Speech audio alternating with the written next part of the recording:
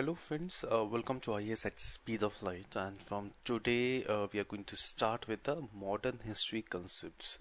Modern history concepts, these all lectures has to be supplemented at your end by reading a good textbook. It may be Bipin Chandra's India's Struggle for Independence, or it may be the book Plassey to Partition, or it may be any other good available in market which you find comfortable reading about the modern history. For modern history, we define a watershed year, that is a 1707, which is the year in which Aurangzeb died. And after the death of Aurangzeb, we see the gradual decline or the shattering of the Mughal Empire, which is giving rise to the various regional powers in India that time, and other European trading companies which were also present in the subcontinent, and consequently we will see one of those trading company, East India Company, which was of British origin.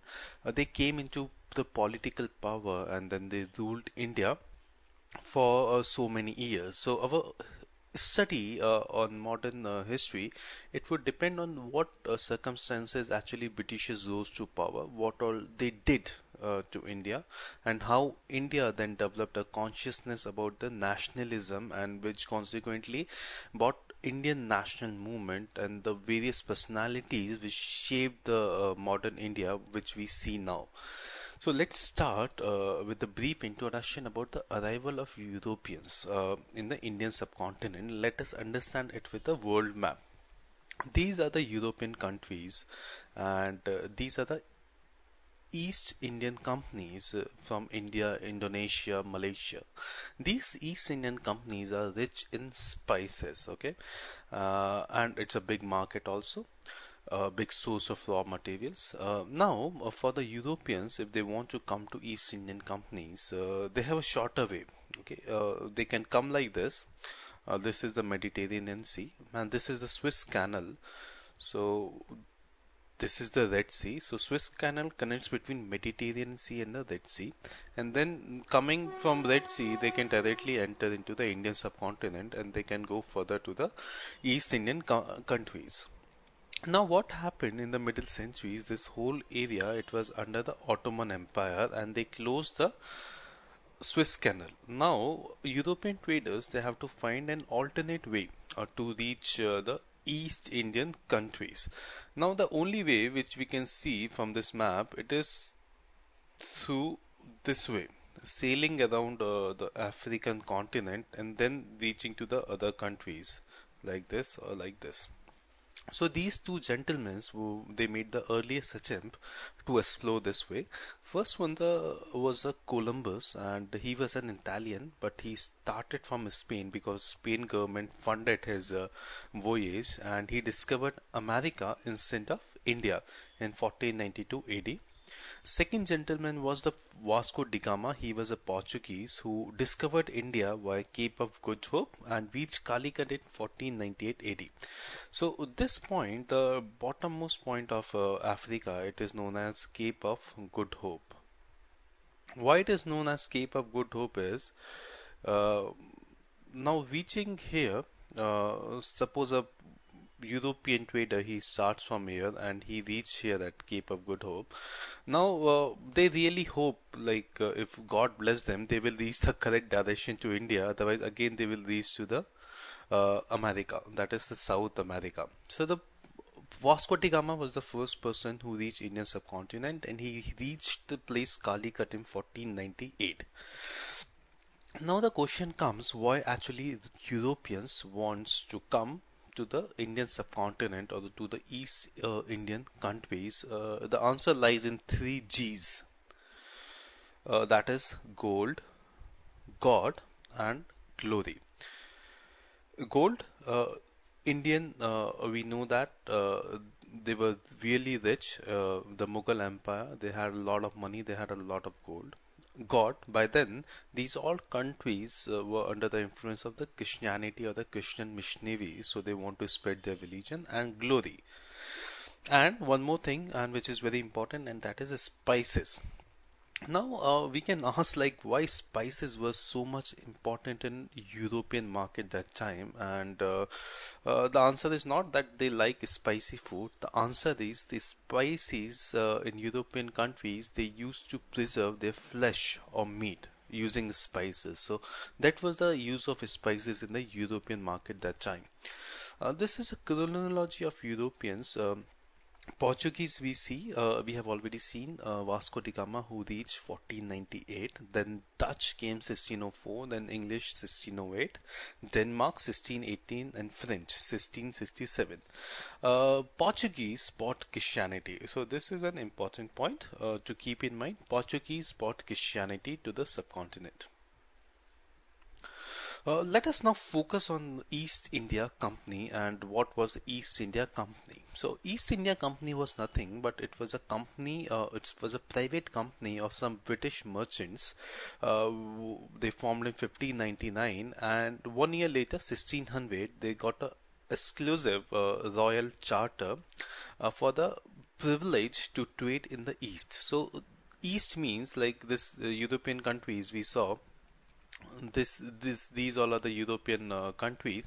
So British, this East India Company, it got exclusive right to trade with all the East Indian countries. Okay, exclusive right to trade with East Indian countries. That what it means is no other country can trade with East Indian countries other than East India Company.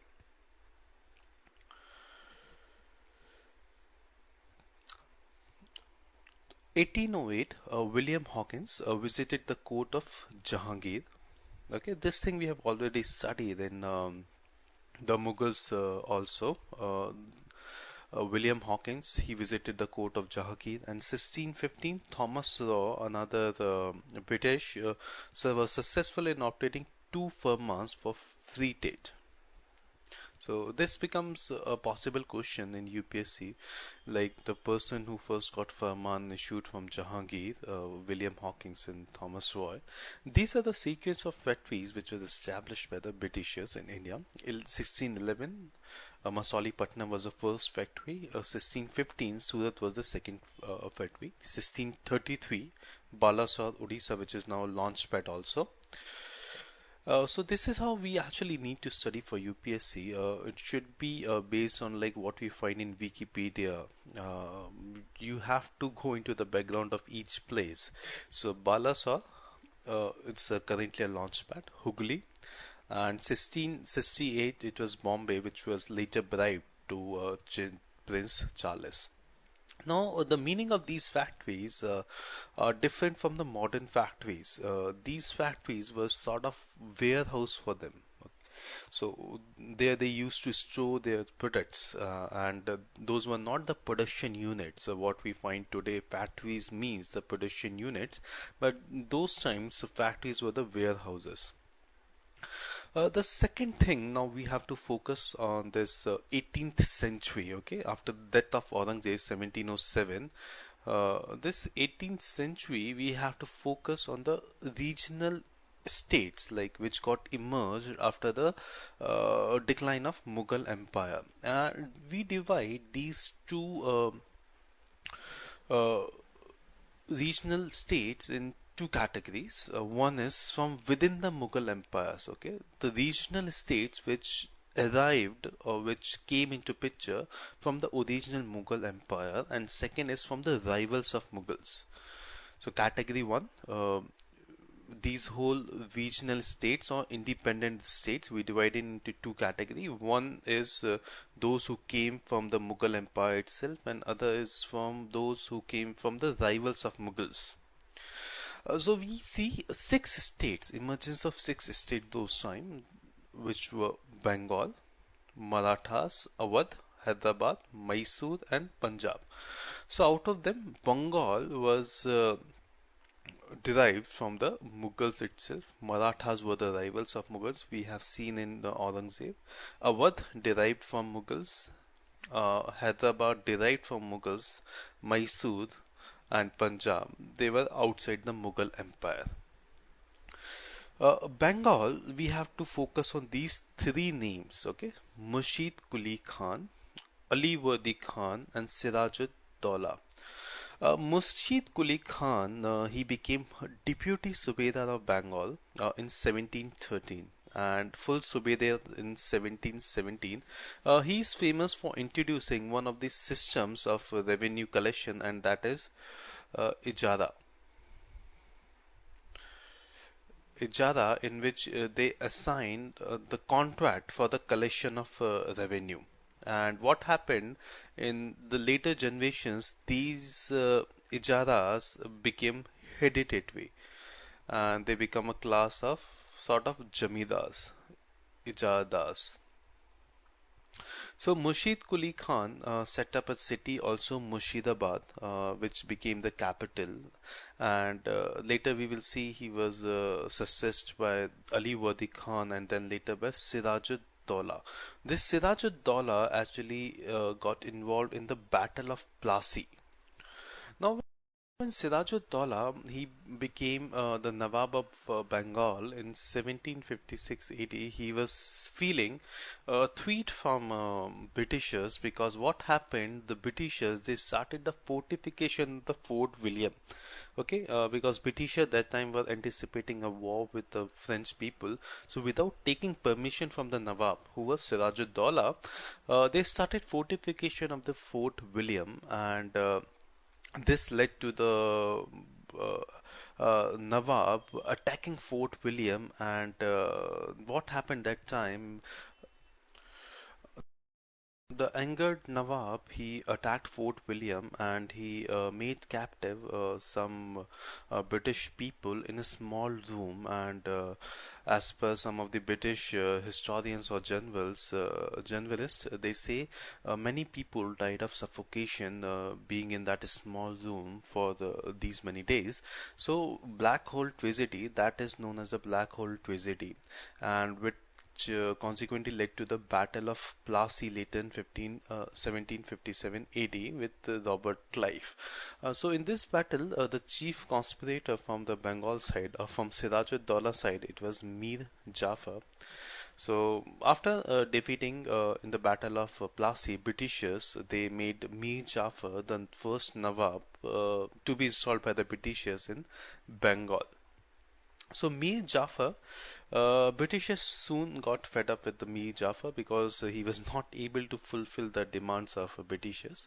They removed Mir Jafar and they made Mir Qasim, who was the son-in-law of Mir Jafar, the Nawab of Bengal.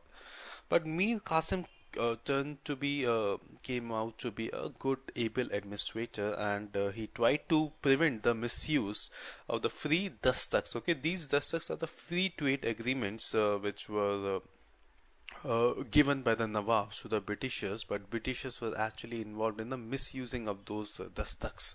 So Mir Qasim's son-in-law, who of Mir Jafar, who tried to prevent it, again they met in a battle of Buxar. This battle of Buxar was between Mir Qasim, Sujau-ud-Daulah. Sujau-ud-Daulah was the Nawab of Awadh that time,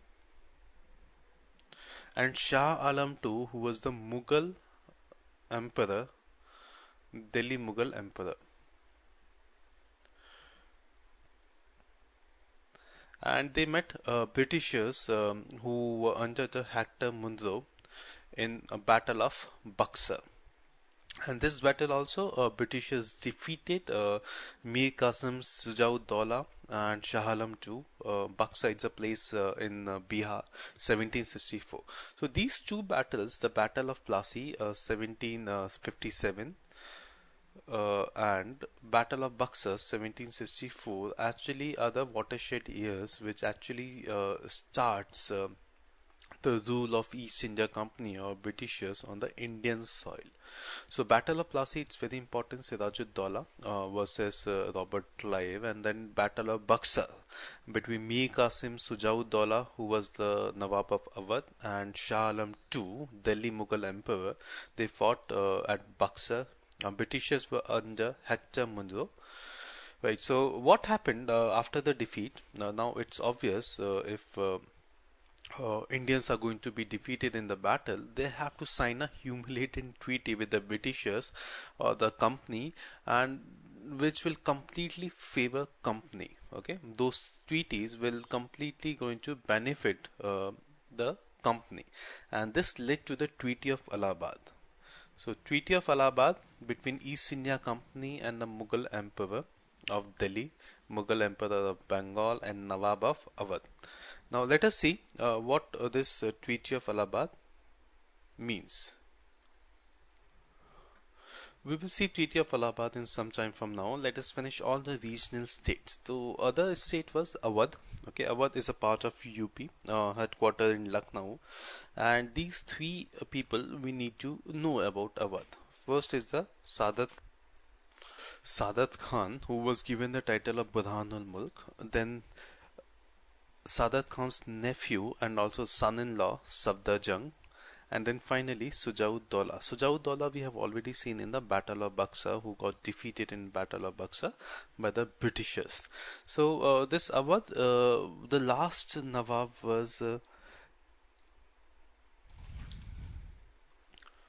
Wajid Ali Shah, and the removal of this Nawab Wajid Ali Shah by Dalhousie on the charges of misgovernance became one of the chief reasons for the 1857 revolt, which we will see when we will discuss the 1857 revolt.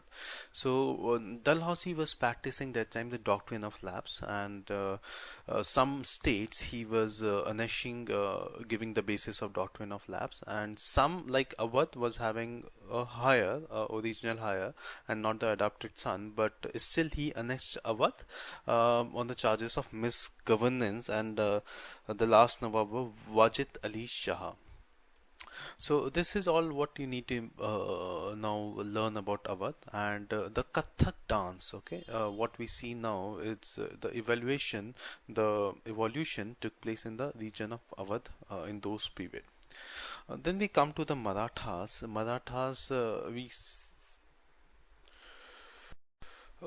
The whole empire was consolidated and built up by Shivaji Bhosle. So Shivaji was the main person. He had his one son, Shahu. So Shahu was the son. Marathas we will also deal when we will see the later Mughals part. And he was having one brother, Rajaram. Brother was having one son, Sahu. This is Sambhaji. Shivaji's son name was Sambhaji.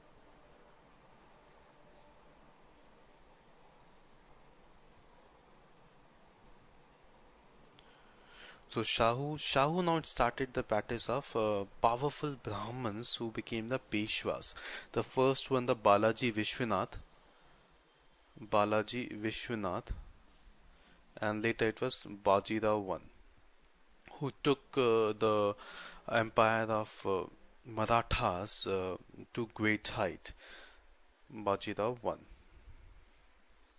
I. During this 18th century, we see 5 centers of Marathas power. It was Nagpur, ruled by the Bhosle Marathas, then Pune by the Peshwas. Peshwas are sort of the finance minister or the prime minister of Marathas. Gwalior by Scindia, Baroda by Gaikwads, Indore by Holkars. Holkars we see one lady, very powerful lady, Ahilya Bai.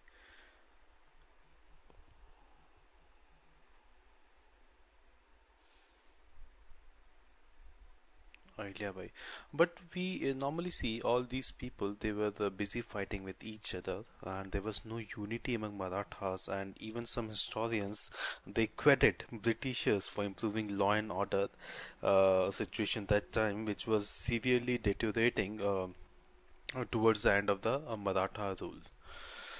Then we see the city of Hyderabad. One person we need to know here, Mir Kamaruddin Khan Siddiqui. He was given the title of Chin Clinch Khan by Aurangzeb, Nizamul Mulk by Firuz Shah, Ashraf Jahan by Muhammad Shah, and he was the founder of the Hyderabad Empire and also Ashraf Jahan dynasty. Mysore, we need to know about 2 people, Hyder Ali Khan and Tipu Sultan. So Masood also we will discuss separately in one topic about these two people. So now what we want to see here is Britishers, these were the regional kingdoms at the time. So to have a control over, to have a monopoly over trade, Britishers now want to defeat these regional powers. These regional powers and plus the other fellow European trading companies who were present in the India at that time. So we also see the fight among European countries at time, and the cause was the Industrial Revolution.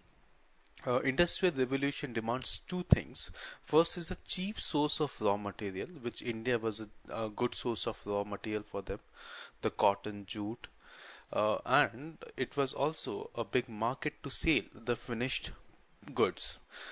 So Battle of Britishers, we see first is against the fellow European countries, starting with Portuguese, Battle of Solihull 1612, battle with Dutch, Battle of Badara, and then France, Battle of Wandewash. Then we see against the Indian countries, okay, Indian states which were emerging that time, which we have seen: Bengal, Battle of Plassey, Battle of Buxar, against Mysore, 4 wars, against Marathas, again 3 wars. Now we come to the Treaty of Allahabad, which we have seen after the defeat of Buxar, Battle of Buxar. There were 3 people involved in that. First was the Nawab of Bengal, second was the Awadh Nawab, and third was the Mughal Emperor. So 2 treaties were signed. 1765 and known as the Treaty of Allahabad. One treaty was with the Mughals and one treaty was with the Nawab of Awadh. So between Mughals and East India Company, first thing was the Diwani rights. Okay, Diwani rights are the right to collect revenue. So in this case, company got the Diwani rights, that is the right to collect revenue from these 3 regions: Bengal, Bihar, and Orissa. They gave 53 lakh per annum to the Nawab of Bengal to manage his state of affairs. Okay, the second point is 53 lakhs to Bengal to manage state of affairs. They gave the Mughal king, okay, who was there in Delhi, 26 lakhs per annum.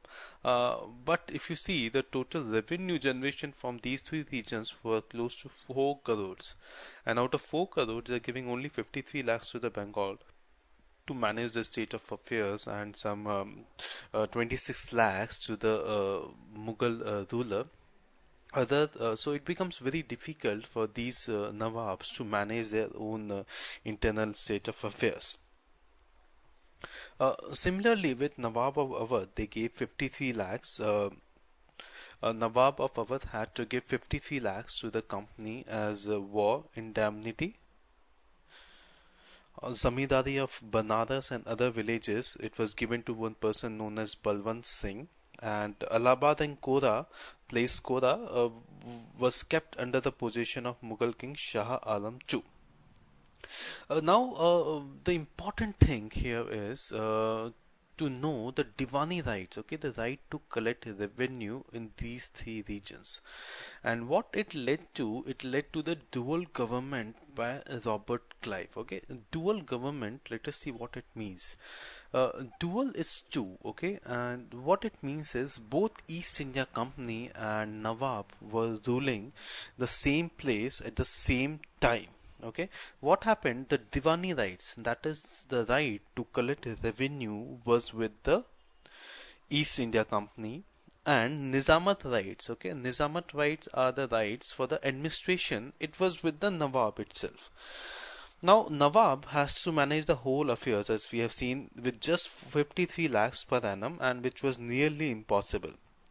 So in this case, people of Bengal and Bihar and Orissa, from which the company took the Diwani rights, really suffered, because what will happen now is Nawab, he would claim he don't have money to solve their problem or to help them, and East India Company would claim they are not the rulers, because rulers are the Nawabs, we are only collected the revenue. So this dual government it was working in a way where East India Company didn't nominate or didn't employ anyone for the collection of revenue, and some two deputy Nawabs, Diwans, were appointed by the Nawab who were working on the behalf of East India Company. So we see two governments working simultaneously. One is East India Company who were collecting the revenue, and second were the Nawabs. So that is why it is known as the dual government in Bengal region that time. East India Company, they were collecting the whole revenue, and Nawabs, they were managing the administration part. Now this revenue, whatever they earn, around 4 crores, they are giving some 53 lakhs to the Nawab of Bengal to administer the complete region, but it was not possible for Nawab. So that led actually the conflict between the people who were suffering because of all this. So this dual government, it was started by the Robert Clive after the Treaty of Allahabad, 65. This dual government, it was ended by Warren Hastings in 1772, and dual government ended means the company took the direct administration of the whole region. So dual government was ended, and company took both the Diwani and the Nizamat rights in their hands in the region of Bengal. This led to the Indian Regulating Act 1773. Now what happened during these 7 years of dual government in Bengal? It brought some disastrous results in the administration, in the finance, and so company sought a loan of around 1,40,000 pounds with the government. So now British government, they gave a loan on certain conditions, and they enacted this Indian Regulating Act to regulate the activities of the company in the Indian soil. So these are the main resolutions of the Regulating Act 1773. A new post of Governor General of Bengal, right? So Governor General of Bengal that time, Warren Hastings. So Warren Hastings became the first Governor General of Bengal. Please keep in mind, the first Governor General of India, it was the William Bentinck as per 1833 in Charter Act. So Warren Hastings became the first Governor General of Bengal, and governors of Bombay and Madras presidencies were made subordinate to the Governor General of Bengal. One 4-member council was made, and it was crown appointed. So this Governor General, it is company appointed, East India Company, and the 4-member council. So Governor General with his 4 members, okay, 4 members. It was crown appointed. Another point about this regulating it was a setup of Supreme Court at Calcutta. So this Supreme Court, it is different from the present Supreme Court, because this Supreme Court was only for the European people, as the Indian law that time was very different from those of the Europeans. So overall, if we see, it was the whole purpose of the act was to strengthen the government or the British Crown hold on the East India Company. Now with this Governor General and its 4-member, anything which has to pass, it has to be with 3-2. A majority has to be there to pass any particular resolution from let's go ahead now. What happened after Indian Regulating Act 1773?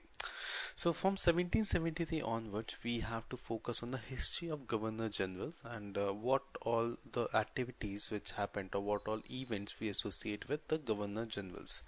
So first, Governor General, we have seen by the Charter Act 1773, Governor General of Bengal, it was Warren Hastings, and this was the period of trial and error, because it was the first time that the company was administrating such a big portion of the subcontinent.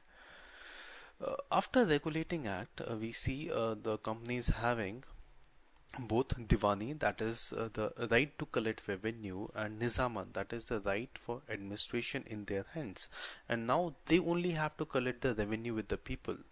Initially during the dual government, we saw they didn't appoint, okay, East India Company didn't appoint anyone to collect the revenue on their behalf, but the Nawabs of Bengal only, they appoint some divans who will collect the revenue and pass it on to the uh, company. But now the case is different. Now, after this, we will see the two problems, okay? The two problems which the company faced. First problem was the Indian legal system, which company was completely unaware about, and second problem, it was the revenue collection. Okay, let us see one by one these both problems. So problem number one, it was the legal system, which was totally different in the subcontinent than in the European countries. Hindus were following their own separate different laws based on Manusmriti and other Shastras, and Muslims' laws were completely different based on the Shariat.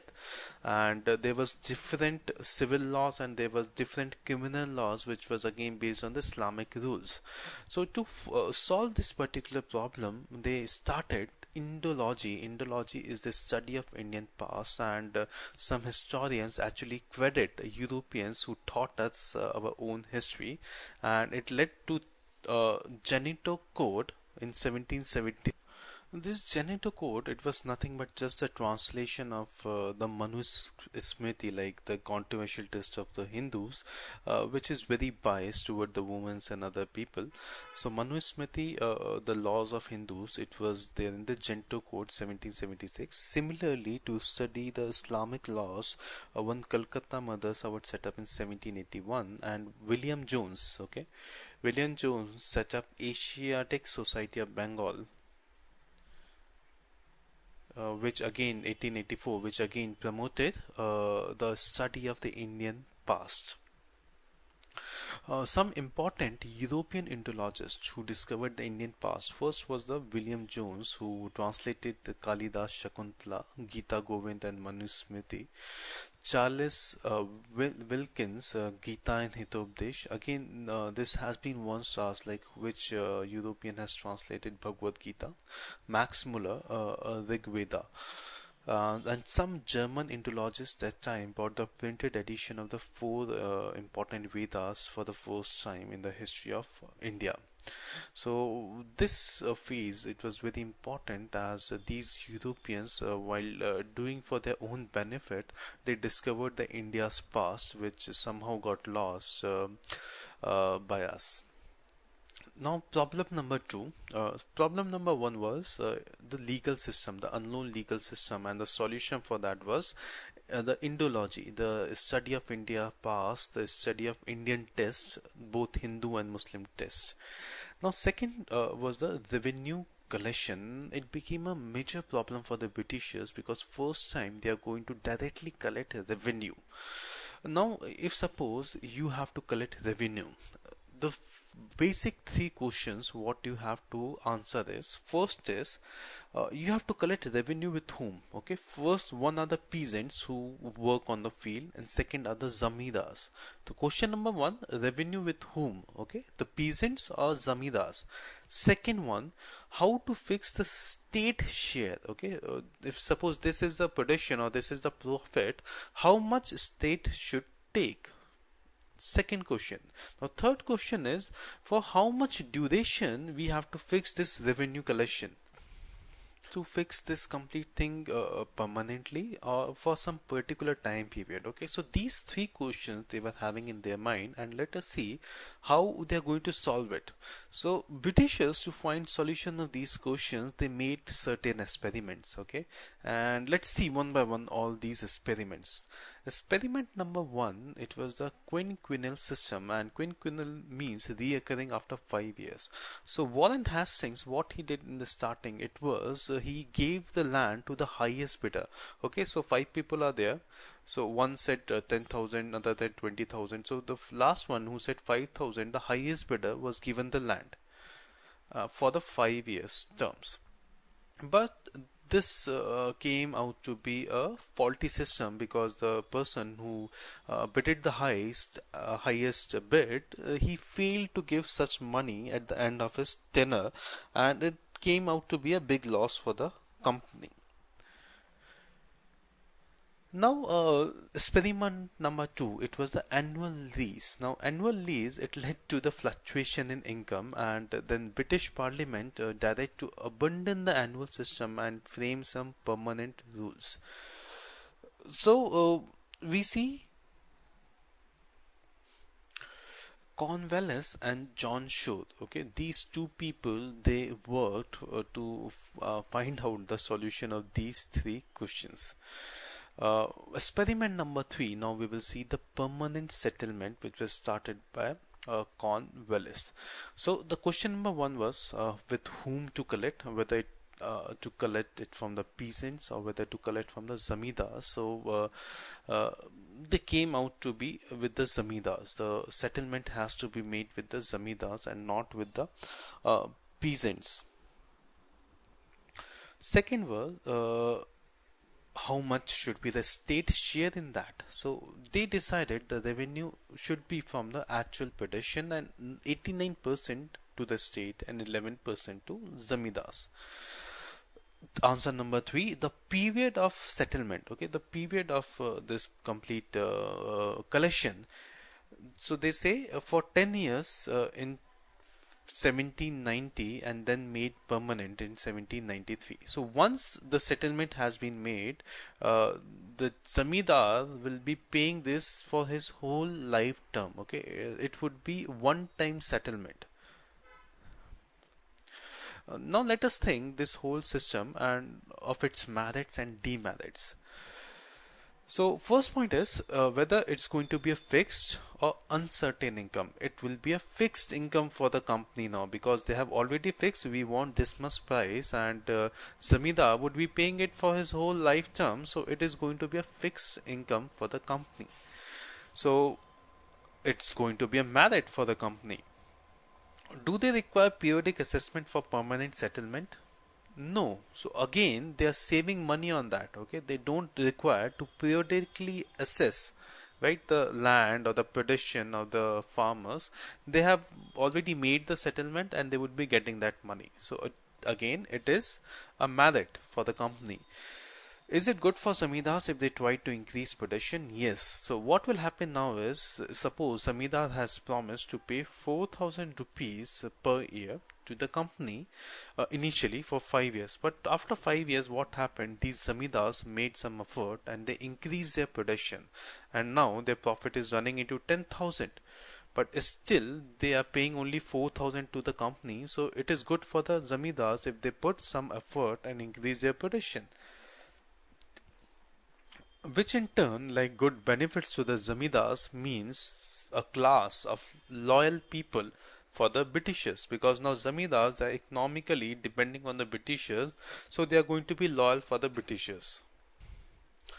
Now let us see the demerits of this permanent settlement. We have already seen the merits, but demerits actually far overcome these merits.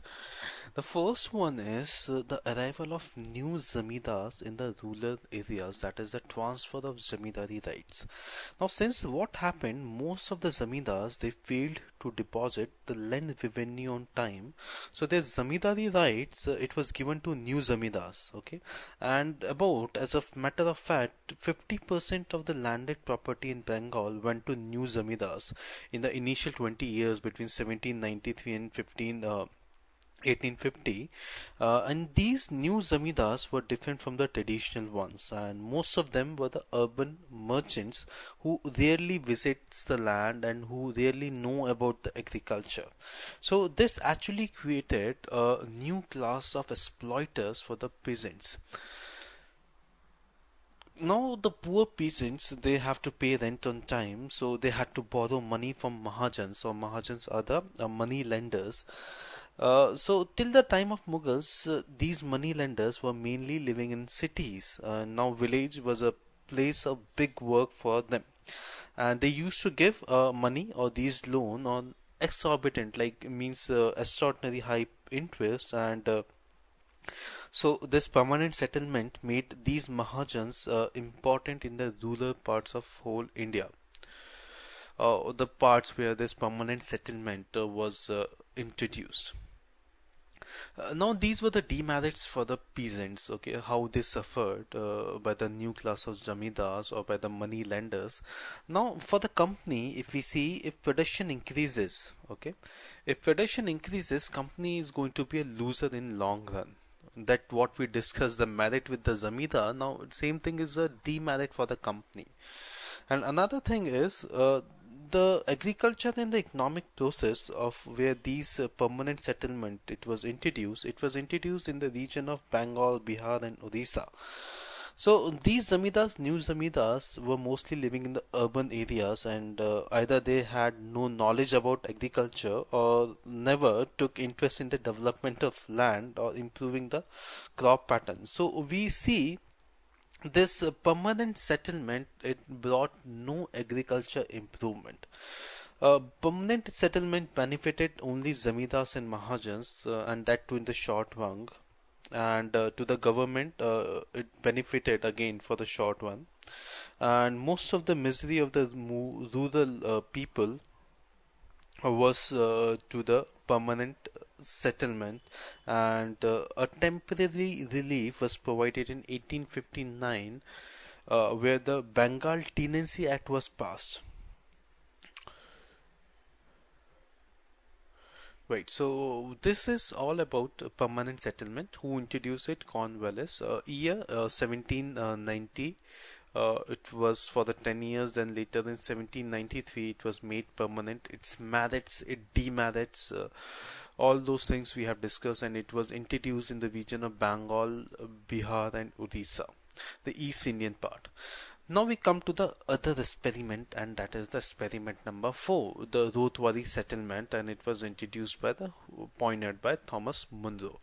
Again we go by the 3 questions. First was collection from peasants or collection from zamindars. So answer in this is collection from ryots. So ryots means peasants in Persian. Answer number 2,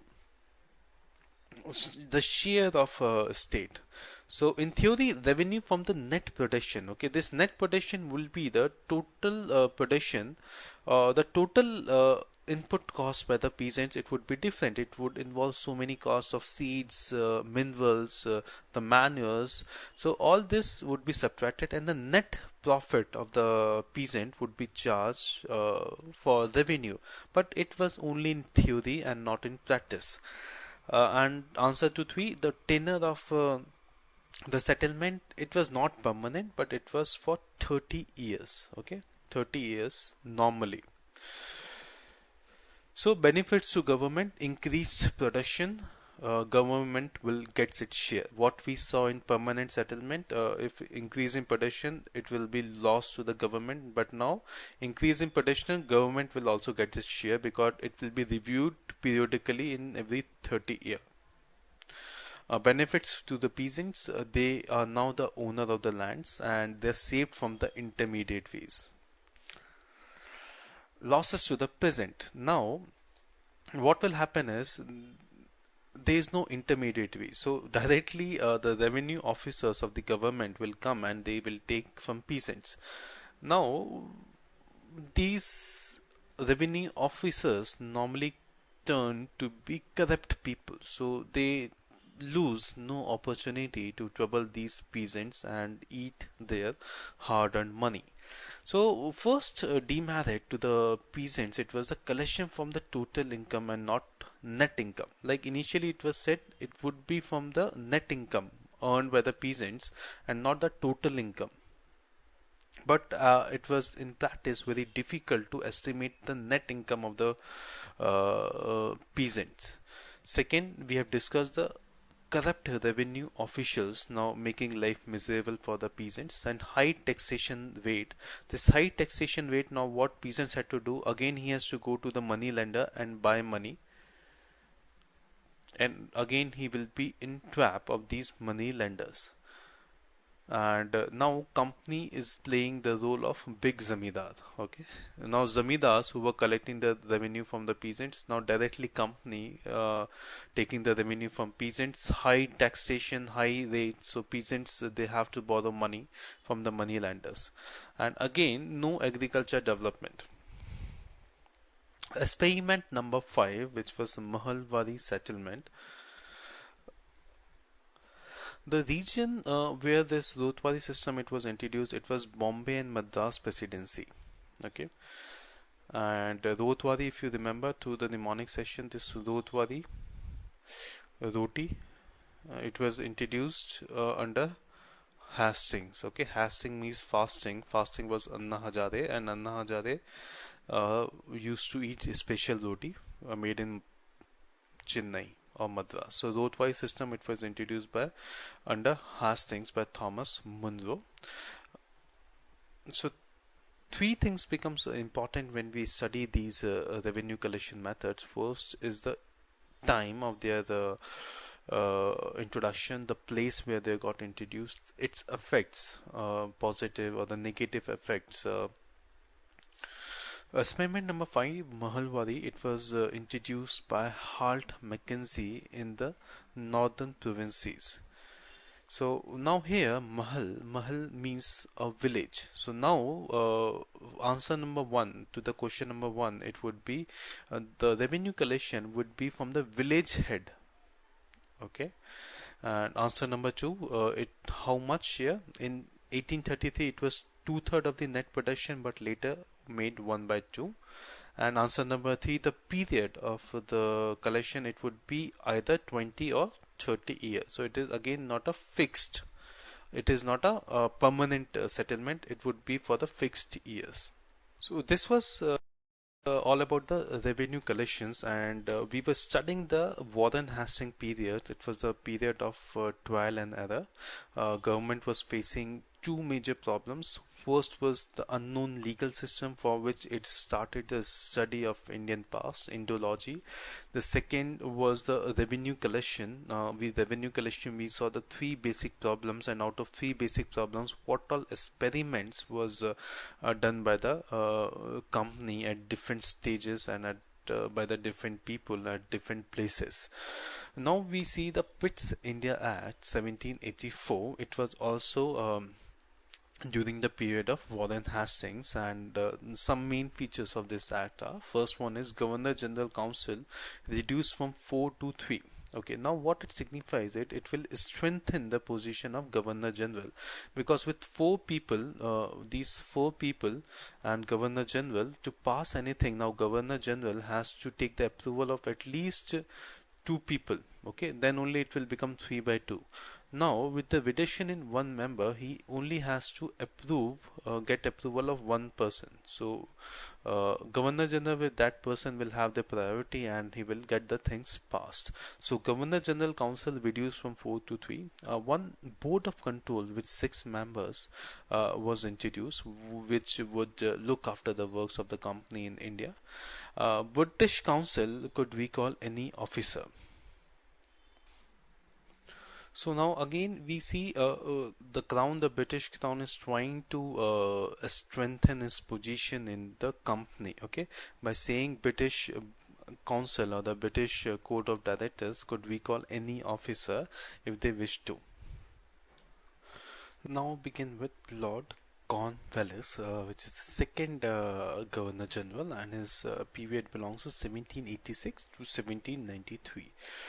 He's famous for the establishment of the permanent settlement, which we have already seen what it means. The judicial reforms, which is also famously known as the Cornwallis Code. The police reforms, and he's also known as the father of civil services. Let us see what all are the judicial reforms. First, we have to understand there are two types of cases. One is the civil cases, and other one is the criminal cases.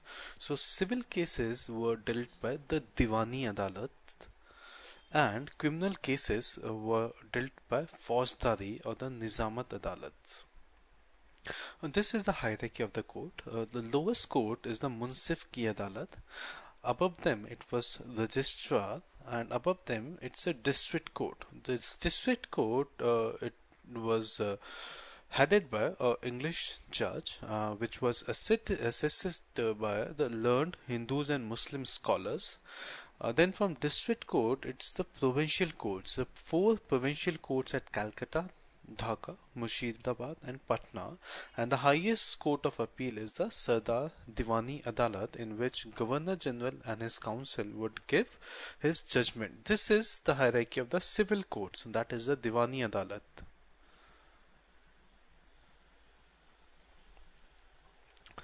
For the criminal courts, it is the mobile district criminal courts. So district courts, criminal courts which were mobile in nature.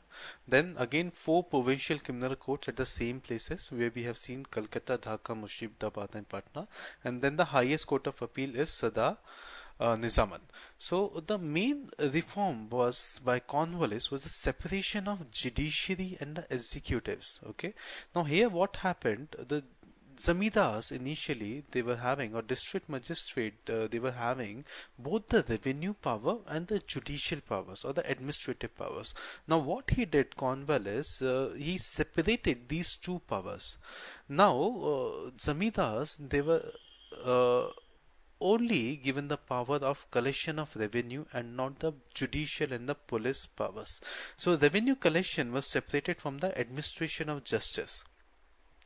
And separate revenue courts were abolished, and Diwani Adalat, the civil court, would look into the both money matters and other civil cases.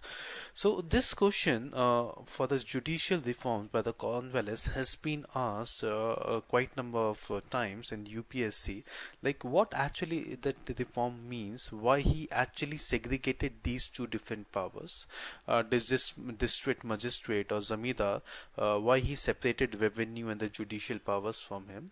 So this question has formed important question in UPSC. Another question which has been asked once is why that time during the Cornwallis time we see an increase in number of litigation. It was because he made this application or the litigation free of cost. Okay, anyone can come free of cost and he can file a case and he can put anybody into the litigation. So that was the reason why there was a sudden increase in the number of application or the number of cases during the Cornwallis period. Other features of this Cornwallis court, it was Diwani cases as per Hindu Shastras and Islamic Shariat. Change in witness rules. Initially, what happened was during the Mughal period, Mughals were trusted more as the witness, okay, and Hindus were not. So he changed the witness rules. No physical amputation now. In place of physical amputation, that is removing nose, ears. This was a practice in the Islamic world, but Cornwallis got away with this and introduced the preservement, okay, rigorous preservament in place of physical amputation. And also the Europeans, the cases could be filed against Europeans as well. Okay, the big officials as well. So slowly now we see the gradual movement toward the rule of law and equality before law being introduced in the subcontinent. So that is why the judicial reform by Cornwallis becomes really important. So first thing about judicial reforms is separation of powers, which was a very important provision. Separation of powers, where the district magistrates or the zamidars now only have the power to collect revenue, and the right to police and administration and justice was separated. Second was no fee or very less fee. And third are these points where the change in witness rule, no physical amputation, and rule of law and equality before law. Some reforms were introduced then by the William Bentinck as well. He abolished the provincial circuit courts. He made a new post of Sardar Amin, and this Sardar Amin would be filled up by an Indian. So this was the highest post that an Indian could hope for in those times.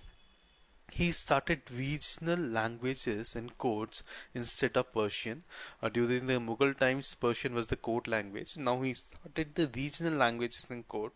The most important or the striking feature of the reforms which are started by William Bentinck, it was the setting up of law commission. okay, which was headed by Lord Macaulay in 1833, which resulted in the Indian Penal Code 1860 and other code of civil and criminal procedures, etc. So this is the most striking feature by the William Bentinck, that is the setting up of law commission. Police reforms, zamindars were deprived of the police powers and thanas were established, increased the salaries of the police people, rewarding them for the good work, stopped the corrupt practices of the officers, the prison improvements. So the hierarchy was thanas, which were headed by the darogas, and darogas was assisted by some 15 to 20 constables, and these darogas had to report to the district magistrates. But this the police administration, it failed, and the first successful attempt in this police reforms, it was done by the Charles Napier in Sindh, where he separated the functions of district magistrate and superintendents. Okay.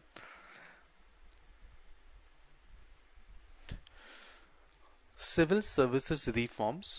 Cornwallis brought civil services into existence. Initially, before Cornwallis, this whole selection to the civil services, Indian civil services, was not based on merit, but it was based on so many other different illegal means. Wellesley established Fort William College, later served as language school. Initially, it was for the training of the civil servants. But government had other ideas, British government, and they started one East India College in Haileybury in England. And this Fort William College, it later served as a language school for the newly recruited people. Charter Act of 1853, it completely said that selection to the civil services would be through an open competitive exam.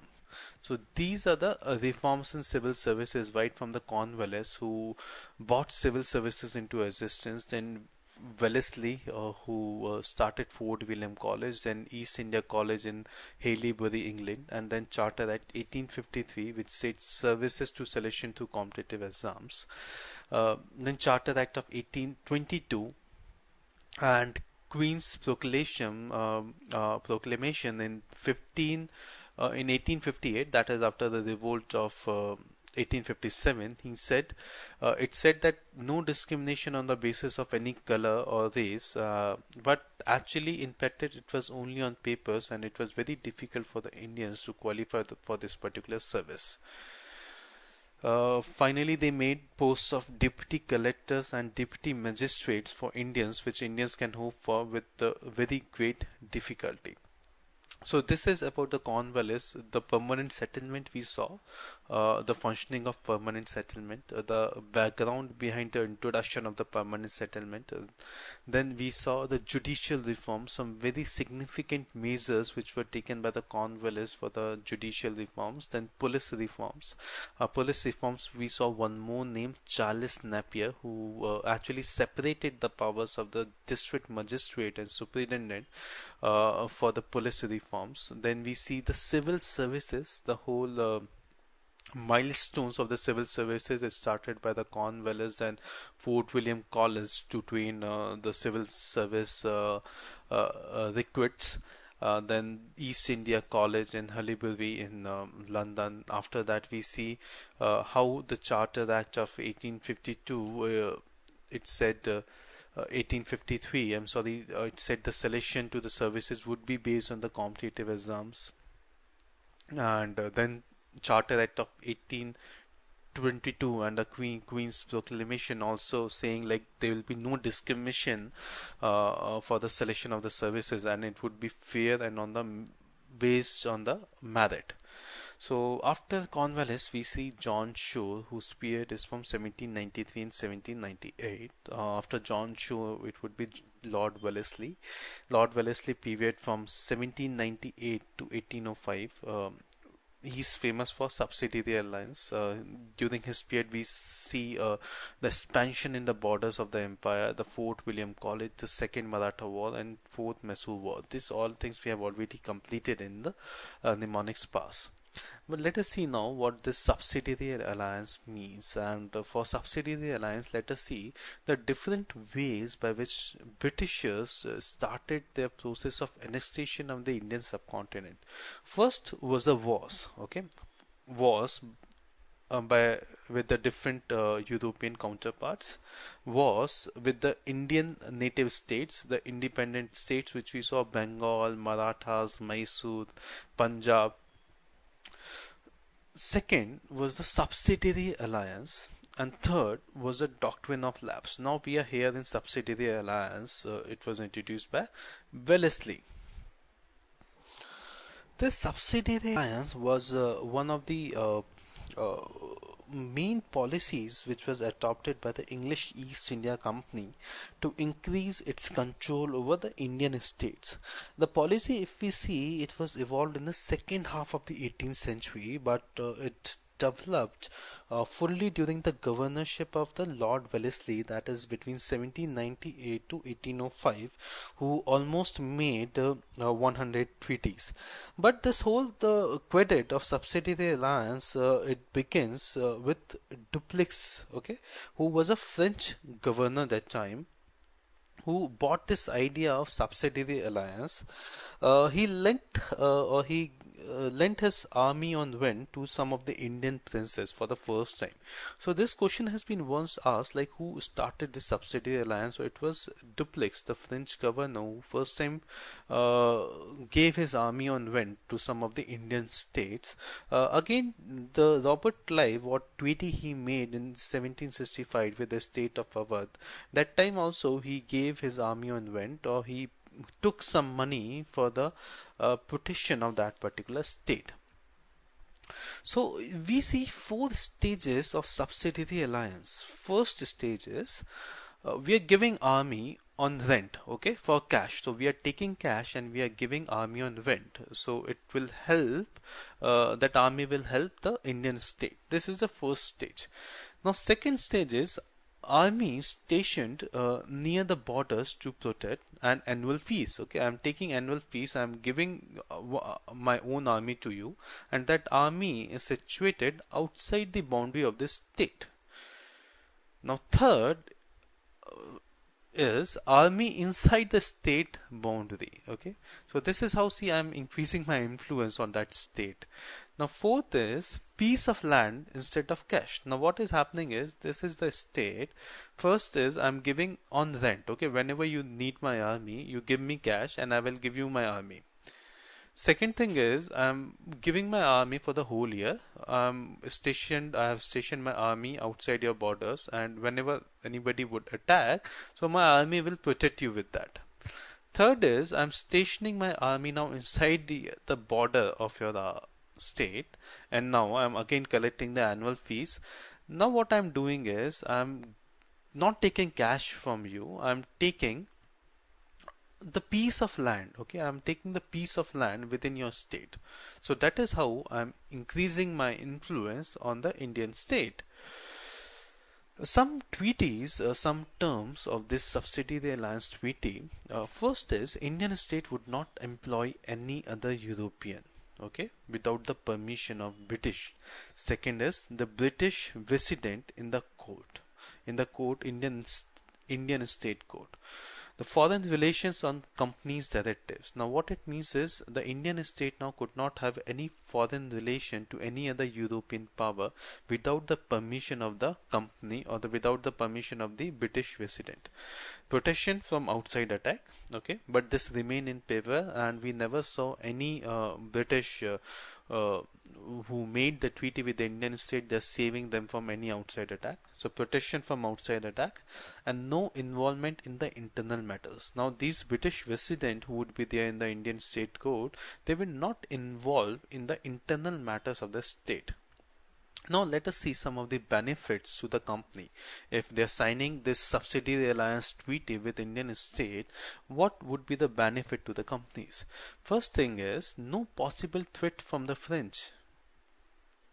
Okay, because now what they are doing is they are not allowing any Indian state to talk with the French.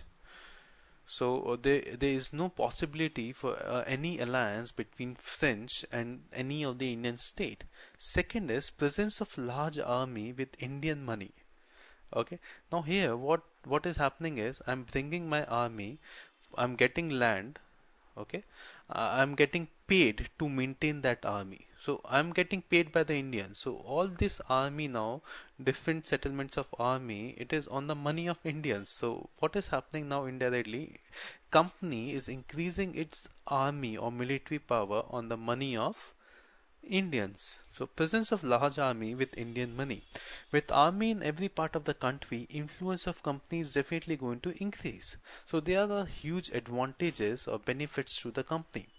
Now see the losses to the Indian state.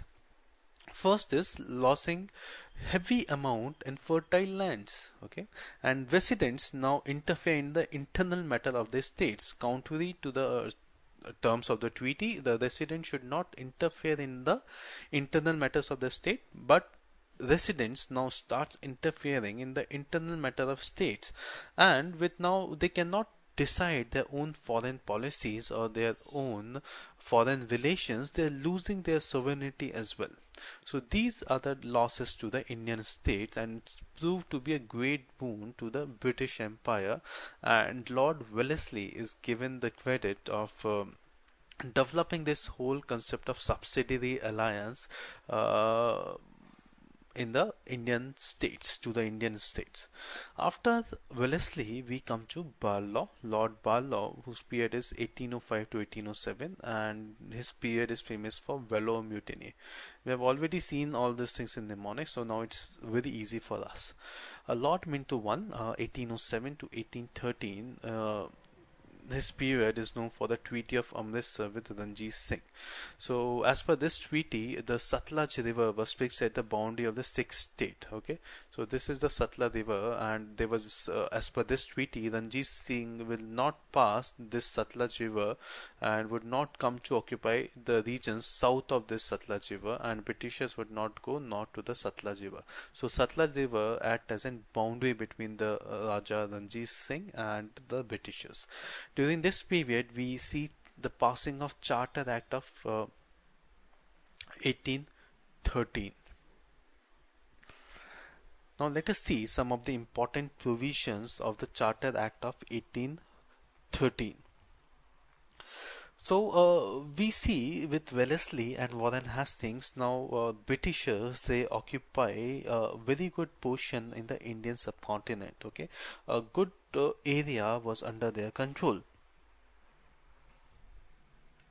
This act, it made specifically clear that the sovereignty of the whole British Empire in India is under the control of the British Crown sitting there in England. Okay. First thing is, the second thing is the monopoly, like what, if you remember 1600, it got a royal charter issued on its favor, saying now East India Company has a monopoly to trade with India, or the East Indian companies. It was abolished. Okay, the monopoly of East India Company to trade with India, it was abolished. Now, can we analyze it like what it means? Monopoly of East India Company was abolished. So will it prove good for the Indian industries, or will it prove deterrent to the Indian industries? Now, monopoly means only East India Company is trading with India. Okay, they are only bringing their products, selling it, taking the cheap raw material. But now what will happen is, when the monopoly of East India Company finished or abolished, many other British companies or European companies, now they will come to the free market and they will start selling their own products, cheap products. So it will further ruin the Indian industries, and it will lead to the de-industrialization. So the monopoly of East India Company to trade with India, it proved definitely bad for the Indian industries. Monopoly to trade with China in trade and opium continued. So East India Company still had the monopoly to trade with China in tea and opium. Now, Christian missionaries, they were allowed to come to India to seek the approval of Britishers to work in India. Okay, so this is an important point. Um, Another very important point is 1 lakh rupees per year for the improvement of education. So this act becomes very important. 1813 first is ended the monopoly of East India Company trade with India. Very significant point for the from the economics point of view. Second is the Christian missionaries were allowed, and third is 1 lakh rupees per year for the development or the improvement of education. So in nutshell, if we say this whole act facilitated the conversion of Indians to Christianity and increased the exploitation of Indians, the economic exploitation of Indians. Let's move ahead, and that is last point what we see, the 1 lakh rupees per year for the improvement of education. So let us now focus on the milestones of education that we see during the British period. Discussing about the education in India or its milestone during the British period, we start with the pre-British system of education which was prevalent in the Indian subcontinent, which were the Pathshalas in the Hindu system, and Maktab and Madrasa. Maktab is a primary school and Madrasa is the high school as per the Islamic traditions. So Pathshalas were completely for the higher class Brahmins because Sanskrit was the language of the education system that time, and similarly was with the Muslims. So the conditions which were prevalent in the pre-British India, it was not so suitable for the mass education. Okay, then the next development which we see was the setting up of Calcutta Madrasa and the Banaras Sanskrit College. So 1781 and 1791, this was the part of Indology where the Britishers were trying to study the Indian past and Indian sacred books or Indian law books. Third, we see the development of Asiatic Society of Bengal by William Jones in 1784 with a view to doing more research in the history and the antiquities, the natural tradition, the arts, the sciences, the literature of the Asian countries. Fourth, we see Fort William College, which was actually built for the civil services requirement, but later it served as a good language school. The next development in the education, we see the 1813 Charter Act. What we just studied, we said 1 lakh rupees per year for the development of education. But this 1 lakh rupees per year, which was granted by the government, it was not used. It could not be used for the next 10 years. Okay, this is 10 years, as the education policies were not clear. Okay, and this was only for the British occupied India, this 1 lakh rupees per year. So to have clear understanding on the education policy for the British India, one general committee on public instruction 1823 was set up. So they had the confusion on what education we need to give.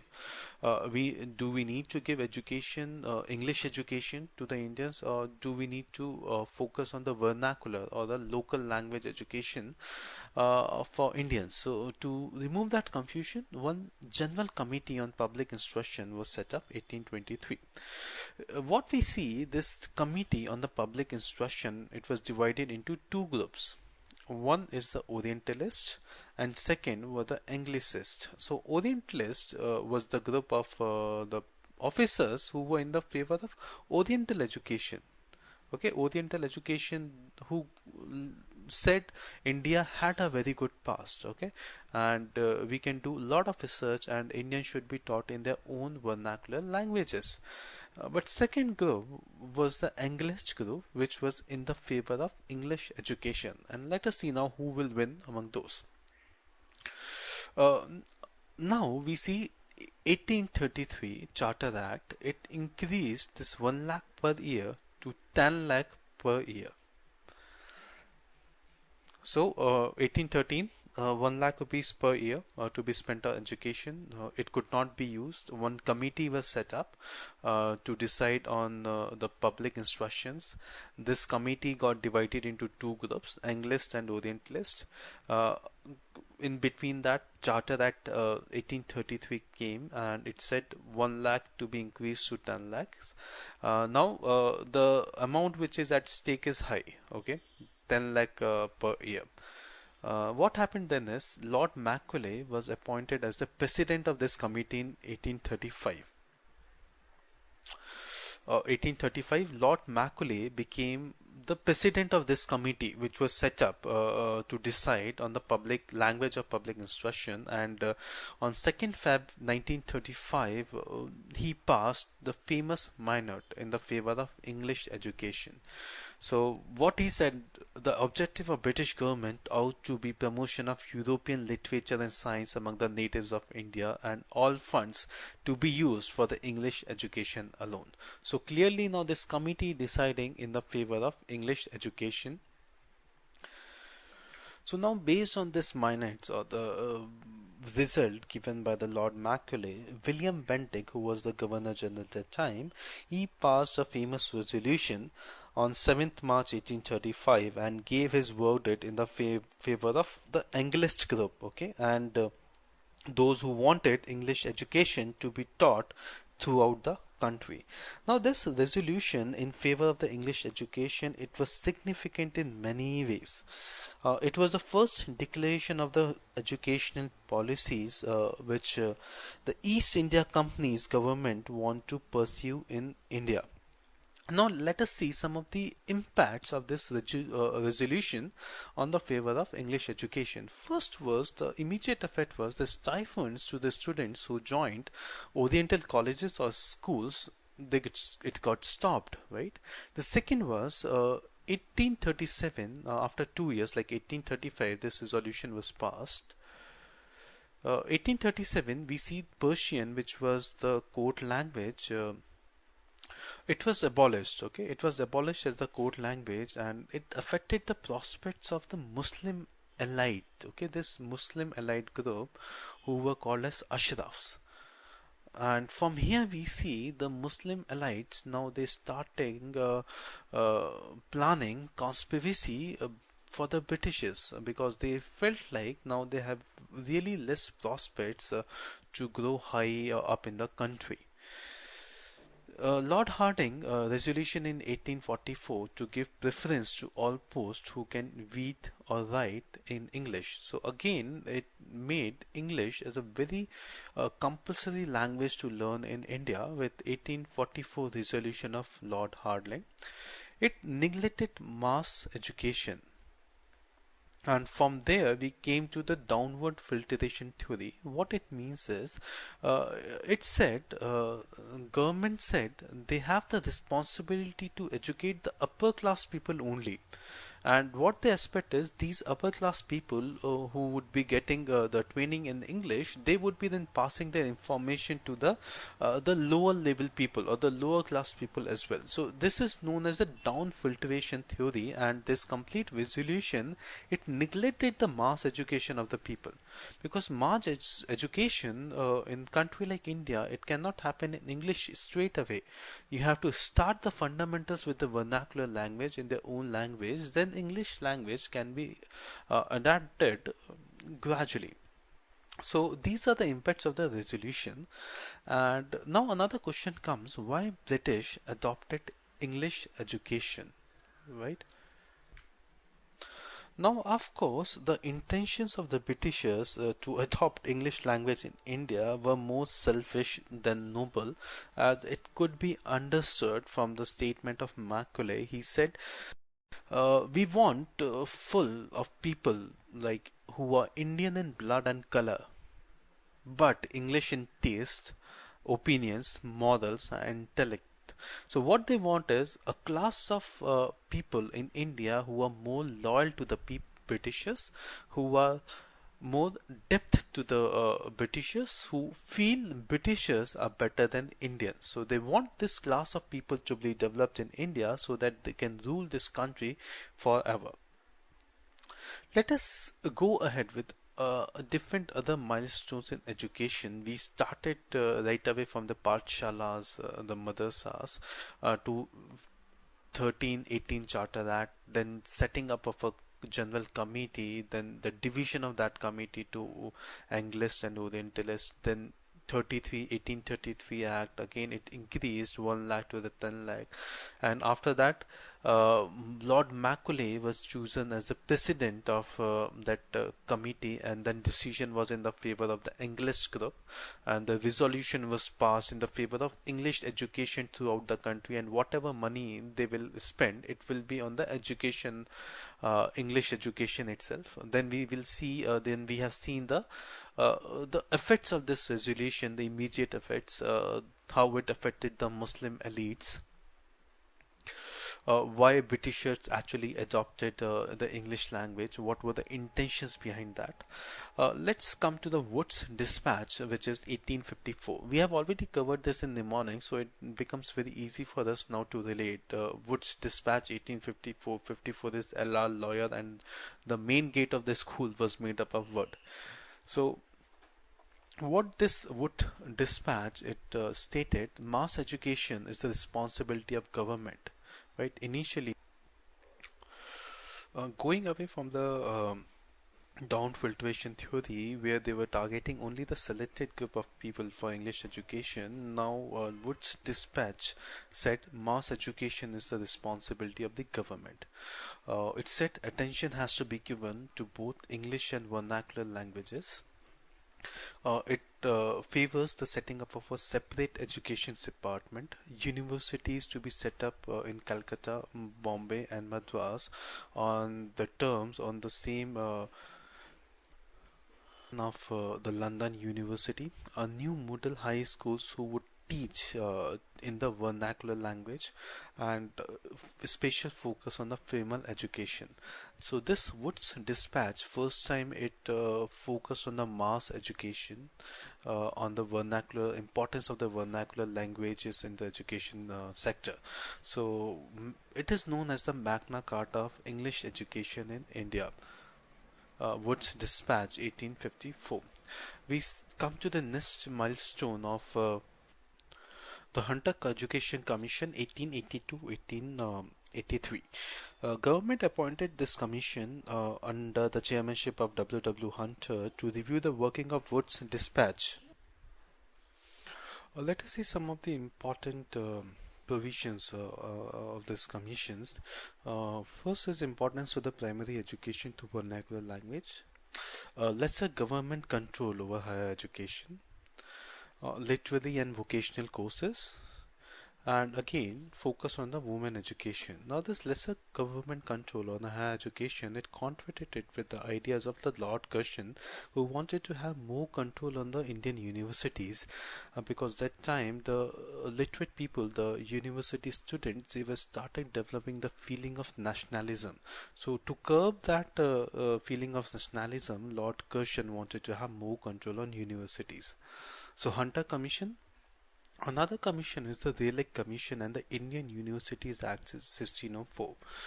This commission, Rayleigh Commission, it was with two Indian members, Sayyid Hussain Bilgrami and Gurudas Banerjee. The whole purpose of this Indian University Act in 1904, it was to check the nationalist feelings among the elites, as we have discussed in the last under the Hunter Commission as well. 14th, it comes a resolution of February 1913, and it becomes very important, where Government of India urged the provincial governments to take steps to provide free elementary education to the backward and the poor sections of the population. So first time we are seeing the talk about the free elementary education to the poorer and the backward sections of the population. It was in the year 1913. Then we see Sadler University Commission in 1917-1990. This commission was set up to study the reports on the problems of the Calcutta universities. As same like the previous commission, it was also having two Indian members, Ashutosh Mukherjee and Ziauddin Ahmed. This suggested the school course of 12 years first matriculations, then intermediate.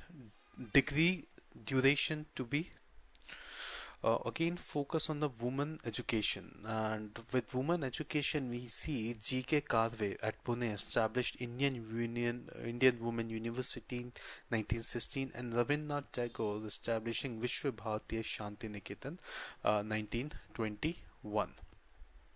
So this was about the Settler University Commissions 1917 to 1919. Then we see Hartock Committee 1929. It was set up to maintain the quality of students at higher education by having the strict entry procedures for the higher education universities. Then 17th we see Surrogate Plan of Education 1944. It's set to provide compulsory and free education for children between 6 to 11 years and secondary education from 11 to 17 years. So this all is the milestones of education, and we started, if you remember, we were doing 1913 Charter Act, where we studied, it said to spend 1 lakh rupees per year for the education. And then we see the different milestones that we achieved in the education field during the British India. So today we will finish our lecture here itself for the modern history concepts, and next time we will continue where we are leaving with a small revision of what we have done till now. Again, these all lectures has to be supplemented by a good textbook. You have to study a good textbook for modern history. Whichever you are feeling comfortable reading. So thanks for tuning in. Do attend the second lecture, the conceptual lecture on modern history.